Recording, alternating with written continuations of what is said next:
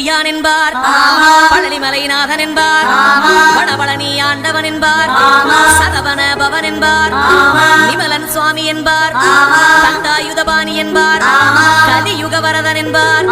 வெற்றி வடிவேலன் என்பார், ஈரவடி வேலன் என்பார், மரகத வண்ணன் என்பார், ஞானப்பலம் கேட்டவனா, நம்பினோரை நாடுபவனா, காவடி பிரியனா, ராஜ அலங்காரம் கொண்டவனா, ஆண்டியாய் நின்றானா, ஆனால் செல்வத்தை எல்லாம் கொடுப்பானா, அப்படிப்பட்ட முருகனவன் ரொம்ப ரொம்ப சின்னவனா சுவாமி. சின்ன சின்ன